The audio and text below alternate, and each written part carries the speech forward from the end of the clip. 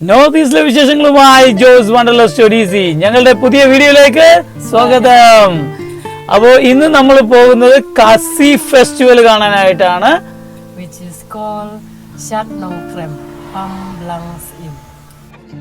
നമ്മളിപ്പോൾ ഉള്ളത് സ്മിത്ത് എന്ന വില്ലേജിലാണ്. ഷില്ലോങ്ങിൽ നിന്ന് 15 കിലോമീറ്റർ ആണ് ഇതിന്റെ ഡിസ്റ്റൻസ്. ഇപ്പോൾ നമുക്ക് നേരെ കാണാവുന്നതാണ് രാജാവിന്റെ കൊട്ടാരം. നമുക്ക് നേരെ കൊട്ടാരത്തിലേക്ക് കടക്കാം. ഇവിടെ കൊറോണയുടെ ചെക്കിംഗ് ഒക്കെ ഉണ്ട്. ടെമ്പറേച്ചർ ഒക്കെ ചെക്ക് ചെയ്താണ് അകത്തേക്ക് കയറ്റുന്നത്. എന്നാൽ മാസ്ക് ഒന്നും കമ്പൽസറി അല്ല. അപ്പോൾ നമ്മൾ ഈ ഗ്രൗണ്ടിലാണ് ഇപ്പോൾ ഫെസ്റ്റിവൽ തുടങ്ങി കഴിഞ്ഞു. നമുക്ക് നേരെ കാണുന്ന ആ വീടാണ്, കണ്ടോ, അതാണ് ചെറിയൊരു കുടില് പോലെ. അതാണ് രാജാവിന്റെ കൊട്ടാരം. അതായത് ഇവിടുത്തെ രാജാവ് ഒരു സാധാരണക്കാരനെ പോലെയാണ് ജീവിക്കുന്നത്. മേഘാലയയിൽ 3 ട്രൈബ് വിഭാഗങ്ങളാണ് ഉള്ളത്. ഒന്ന് ഖാസി, ഗാരോ ആൻഡ് ജൈന്ത്യ.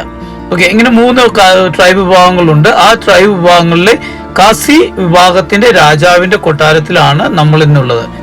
കയ്യിൻ സിം സാത്ത്, അതായത് രാജാവിന്റെ കൊട്ടാരം എന്നാണ് പറയാനൊക്കെ വലിയ ബുദ്ധിമുട്ടാണ്.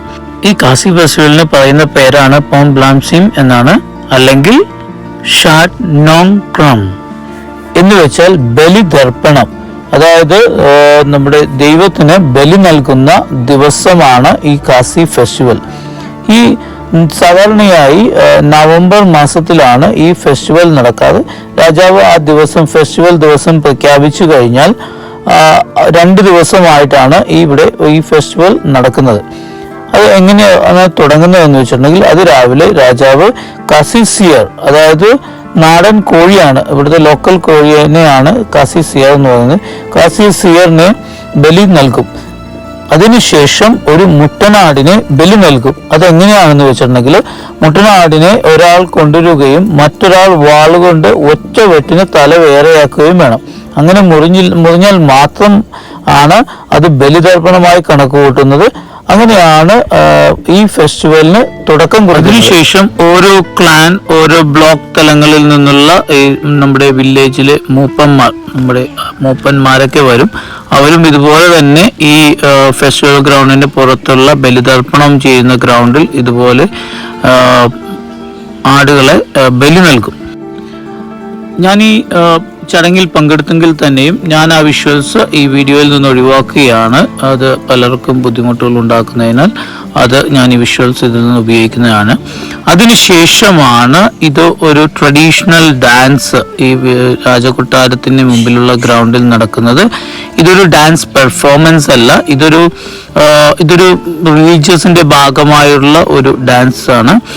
അതായത് അവിവാഹിതരായ യുവാക്കന്മാർ രാജാവിന്റെ അനുവാദത്തോടുകൂടി ഗ്രൗണ്ടിലേക്ക് വരുന്നു.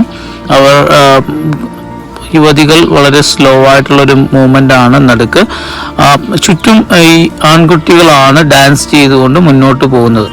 അപ്പോൾ അതിൽ ഡാൻസ് തുടങ്ങിയതിന് ശേഷം ഏതെങ്കിലും ആൾക്ക് പിന്മാറണമെങ്കിൽ അദ്ദേഹത്തിന് പിന്മാറുമ്പോൾ പുതിയ ഒരാൾ രാജാവിന്റെ അനുവാദത്തോടുകൂടി ഗ്രൗണ്ടിലേക്ക് വരും. അല്ലാതെ ഇതൊരു ടീമായി വന്ന് ഡാൻസ് കളിക്കുന്നതല്ല. ആർക്ക് വേണമെങ്കിലും ഖാസി വിഭാഗത്തിലെ ആർക്കും അവരുടെ ട്രഡീഷണൽ ഡ്രസ്സ് ധരിച്ചുകൊണ്ട് അവർക്ക് ഈ ഡാൻസിൽ പങ്കെടുക്കാവുന്നതാണ്.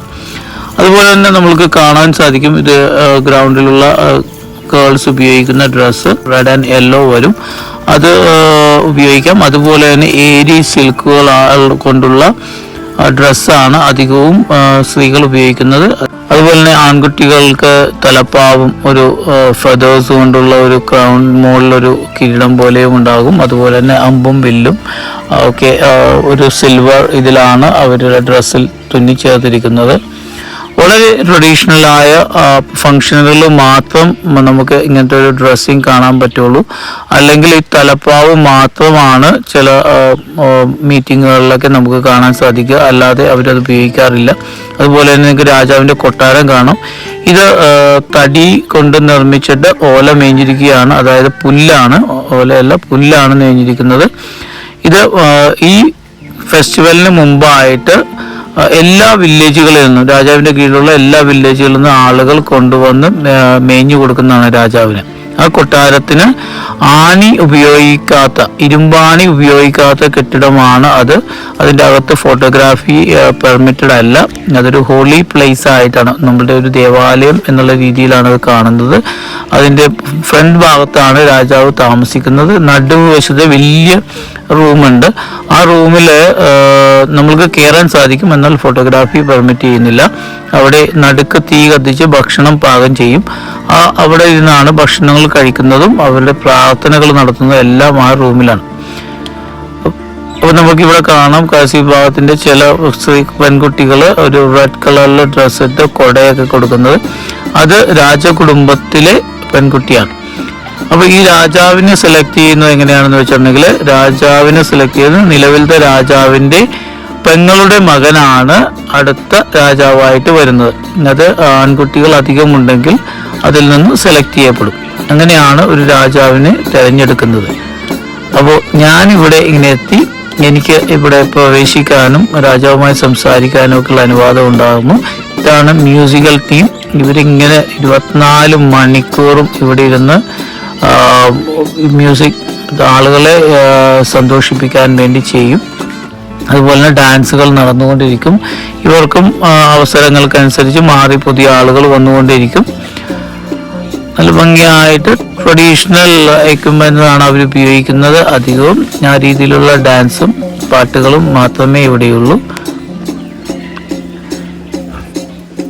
മുൻപ് ഖാസി വിഭാഗം അതൊരു ട്രൈബ് റിലീജിയൻ ആണ്. അതിൽ ഇവർക്ക് മാത്രമേ പെർഫോം ചെയ്യാനുള്ള പെർമിഷൻ ഉണ്ടായിരുന്നുള്ളൂ. എന്നാൽ പുതിയ രാജാവ് ഇതിൽ നിന്നും കൺവേർട്ട് ചെയ്തിരിക്കുന്ന ക്രിസ്ത്യൻ മറ്റു വിഭാഗങ്ങളിലേക്ക് കൺവേർട്ട് ചെയ്തിരിക്കുന്ന ആളുകൾക്ക് മുൻപ് പെർമിറ്റ് ചെയ്തിരുന്നില്ല ഡാൻസ് ചെയ്യാനായിട്ട്, ഈ പരിപാടിയിൽ പങ്കെടുക്കാനായിട്ട്. എന്നാൽ ഇപ്പോഴത്തെ രാജാവ് എല്ലാവരെയും ഉൾക്കൊള്ളിച്ചുകൊണ്ടാണ് ചെയ്യുന്നത്. അപ്പോൾ അതിനൊരു കണ്ടീഷൻ ഖാസി ട്രൈബ് ആയിരിക്കണം. 2 ട്രഡീഷണൽ ഡ്രസ്സ് എടുത്തുകൊണ്ട് വന്ന് രജിസ്റ്റർ ചെയ്ത് രാജാവിൻ്റെ അനുവാദത്തോടുകൂടി മാത്രമേ പങ്കെടുക്കാവൂ. ഇതാണ് ട്രഡീഷണൽ ഡ്രസ്സ്. ആൺകുട്ടികൾ ഇത് പെൺകുട്ടിയുടെ ട്രഡീഷണൽ ഡ്രസ്സാണ്. അപ്പോൾ എനിക്ക് ഒരു കൂടെയൊക്കെ നിൽക്കുന്ന ഒരു ഫോട്ടോ എടുക്കാനൊക്കെ സാധിച്ചു.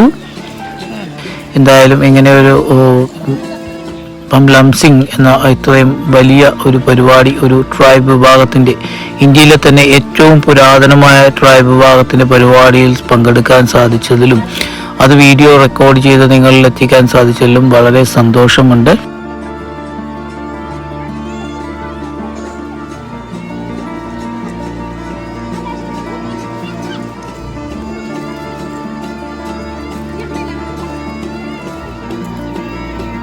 നോർത്ത് ഈസ്റ്റിലെ വിശേഷങ്ങളുമായി ജോസ് വണ്ടർലസ്റ്റ് ഒഡീസി. നിങ്ങൾക്ക് എൻ്റെ ഈ വീഡിയോ ഇഷ്ടമായെങ്കിൽ ലൈക്ക് ചെയ്യാനും സബ്സ്ക്രൈബ് ചെയ്യാനും ഷെയർ ചെയ്യാനും മറക്കരുത്. നോർത്ത് ഈസ്റ്റിലെ വിശേഷങ്ങളുമായി ഞാൻ വീണ്ടും വരുന്നു.